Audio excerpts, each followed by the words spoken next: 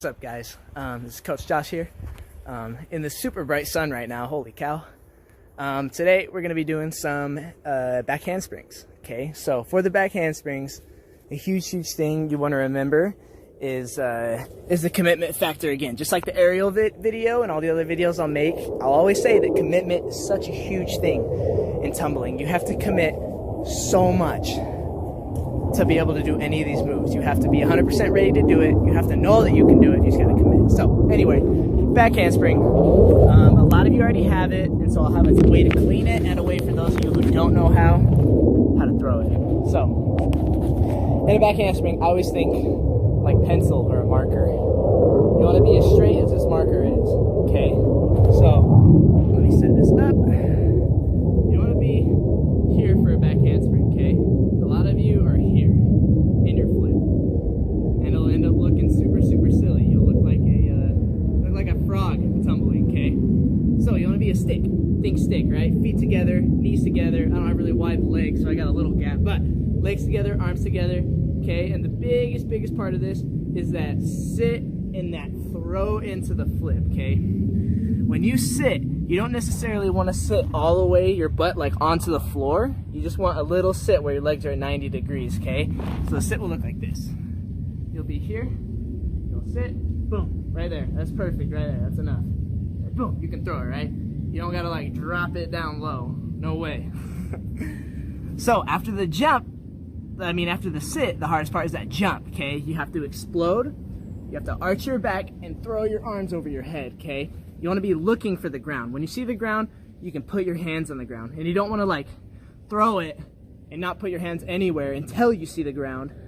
You want to throw them as you look and just hold them right next to your head. So my biggest thing is to try and have no gap between your ear and your biceps. Then you can hold that back handspring really well. Okay, so tight here, tighten those legs. I like to point my toes, keep them as straight as I can. Let me demonstrate one. Oh yeah, also, make sure you warm up before you do these. I have a little warm-up video that I did before the aerials. Make sure you do that. Alright, so, for the back handspring, I'll show you a bad one first, okay? Here's the bad one that you guys do. Scary, right? Throw, no arms, wide legs, crazy, okay? Now I'll show you one of my good ones. I prep up, stand tall, sit, jump. Okay. So, like I said on that ugly one, you don't want to throw your body and then have your head looking, but then just waiting to put those arms down. You want to throw those arms as you look, right? And leave them completely straight, because then they can catch the ground really good, okay?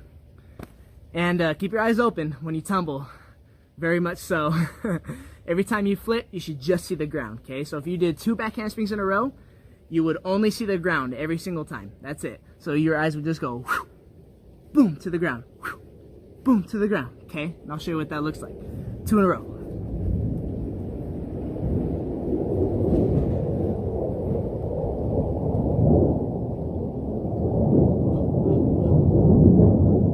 Right, so my head, I only was able to see the ground the whole time. Everything else was just lines from the sky back to the ground. Okay, so now to keep it clean. The best way to keep your arms clean is holding handstands against the wall, okay? I don't have like an amazing wall.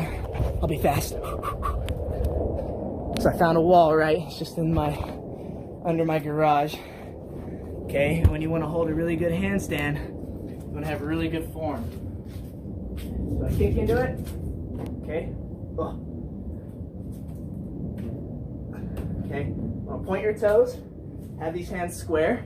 Keep your legs tight, squeeze your belly, and look through like that, okay? Holding handstands with really good form is gonna help a ton with your back handsprings, okay? All right, and then after that is the legs, okay? Let me run back down my little hill, show you what I'm doing every time. Woo. Okay. So finally, you wanna have anything such as a marker like this, and you want to be able to squeeze it between your legs, okay? Like so. Boom. Or we'll put it between our ankles as well, okay?